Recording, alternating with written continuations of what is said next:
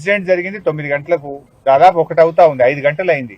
ఏం చేస్తున్నారు 5 గంటల నుంచి? ప్రభుత్వం ఏం చేస్తుంది? అధికారులు ఏం చేస్తున్నారు?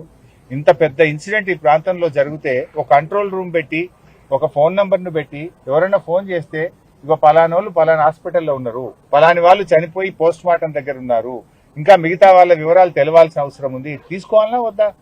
ఇప్పుడు ఒక 4-5 నాకే కలిస్తే నేను తీసుకెళ్లి అక్కడ కలెక్టర్ గారికి, ఆర్డీఓ గారికి కల్పించాల్సిన పరిస్థితి ఏర్పడ్డది. ఎంత ఇర్రెస్పాన్సిబుల్ గా ప్రభుత్వము, ఈ అధికార యంత్రాంగం పనిచేస్తుందంటే ఇది నిజంగా చాలా బాధాకరం.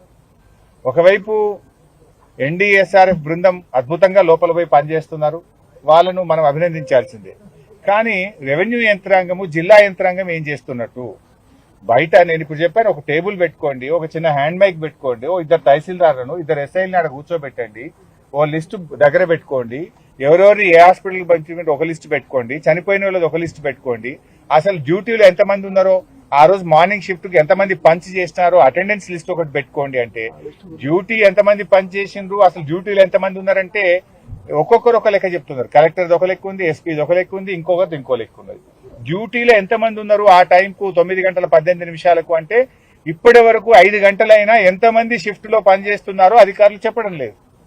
అసలు ఏ వివరాలు కూడా లేకుండా బాధ్యతారహిత్యంగా పనిచేసినట్టు కనబడతా ఉంది. మరి ఇది రాష్ట్రంలో కార్మిక శాఖ మంత్రి ఏం చేస్తున్నట్టు, మరి ప్రభుత్వం ఏం చేస్తున్నట్టు? కనీసం ఒక టోల్ నంబర్ ఇయ్యరా, ఒక టోల్ ఫ్రీ నంబర్ ఇచ్చి ఈ నంబర్కి ఫోన్ చేయండి అని చెప్పొచ్చు కదా.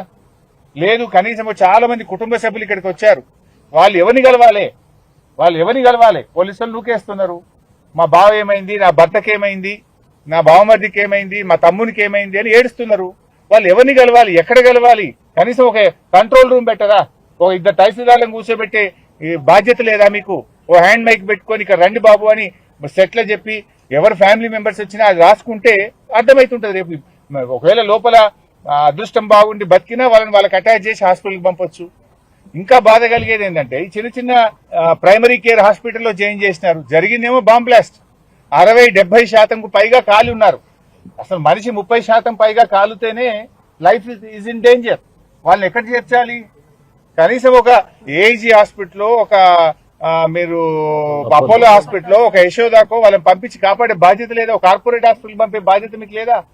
ఏమైందమ్మా, మీరు ఎందుకు పంపట్లేదు? ఇంకా ఈ చిన్న హాస్పిటల్లో పెట్టారు, వెంటనే ఏజీకి పంపండి, వేర్ ఈజ్ యువర్ డిమాండ్ అని మేము ఇప్పుడు అధికారులను గట్టిగా అడిగాం.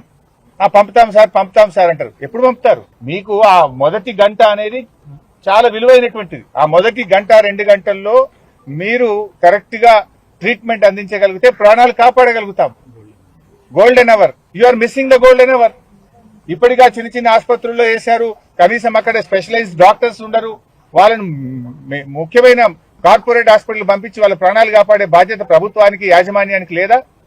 అంటే పూర్తిగా బాధ్యత రహిత్యం. వాళ్ళను మంచి ఆసుపత్రికి పంపడంలో ఫెయిల్ అయిపోయారు, వాళ్ళకి కనీసం సమాచారం అందించడంలో ప్రభుత్వం ఫెయిల్ అయిపోయింది. ఎంతమంది డ్యూటీలో ఉన్నారంటే చెప్పే పరిస్థితి లేదు, ఎంతమంది మరణించారంటే చెప్పే పరిస్థితి లేదు, ఎంతమంది బయటకు వచ్చారంటే చెప్పే పరిస్థితి లేదు. అంతా గందరగోళమైన పరిస్థితి. ఇది పూర్తిగా రాష్ట్ర ప్రభుత్వ వైఫల్యం.